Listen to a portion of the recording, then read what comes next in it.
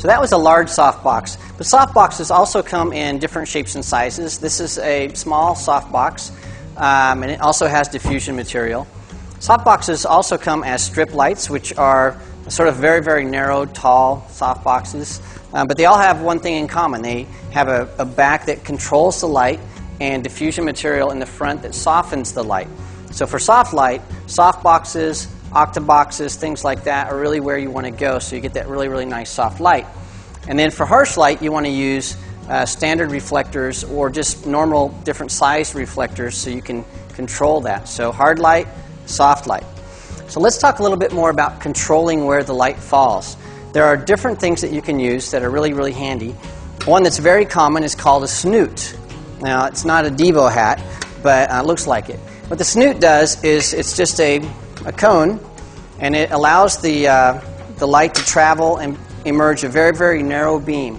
And this is used for things like lighting the background, hair light, just giving an accent on something.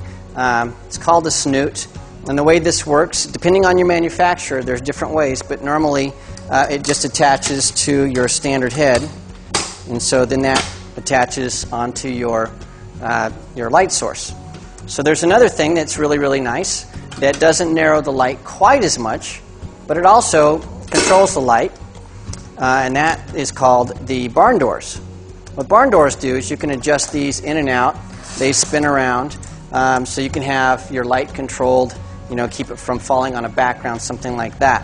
So those are barn doors. Again, they're on a standard head, so these are going to be used when your light is pretty hard. So you wouldn't have barn doors on a softbox.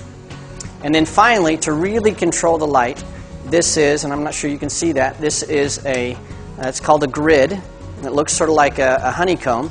And you can get these in different degrees. This is a 5-degree grid, so it controls the light from spreading in 5 degrees.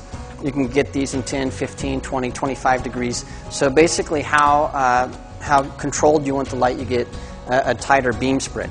And you can get some really amazing effects with these. So again, the light is going to be harsh because this attaches to a standard reflector, but it's going to be very controlled, so you get like almost a film noir look out of these.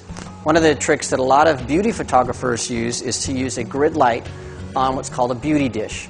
A beauty dish is a really, really large reflector that makes the effective size of the light really large, and so the light is, even though it's a reflector, really nice and soft. They put that honeycomb grid on the front, so you have soft light, but very controlled light. So that's something a lot of beauty photographers use. The other thing you can get, if you want to control the light, you can also get attachments for soft boxes. You can get grids that go onto the front of these, just like you can for a standard reflector. And then you can also use things called flags, which I'll show you in a second, that will allow you to do basically what a barn door does, and that will control light from spilling onto a background or something like that. So let's take a look at flags so we can understand what they do.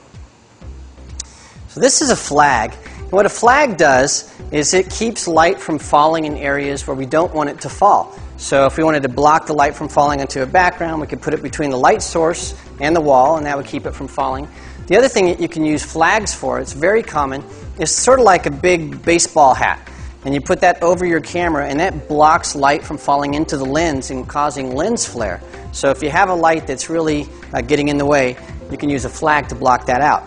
If you watch episode 0 of Digital Photography 101, you'll see a good example of when we flagged some lights that were falling into the lens of the camera. The other thing that we use quite a bit, and this is a light modifier that doesn't attach to the light source itself, but it's a large reflector. And so if you want to open up the shadows in your shot, and say you have a standard head and you're bringing it from the side, what you're going to have is a very, very high contrast shot with light on this side. Now to add some light on this side, just to fill it in, you can use a very large reflector like this. The light will bounce off this and fill in the other side of your subject. Or you can use the reverse side of this. It's just a solid black panel, and that's called subtraction. And it does the exact opposite thing. So if you want a higher contrast image, you can put this on one side of your image. And so instead of having light bounce off a wall or something, this stops all the light from bouncing. And so you're going to get a very, very dark side to your subject. So these panels come in all different shapes and sizes. This one is just a little bit smaller than 4x8. And you can also get diffusion material to stretch over these frames.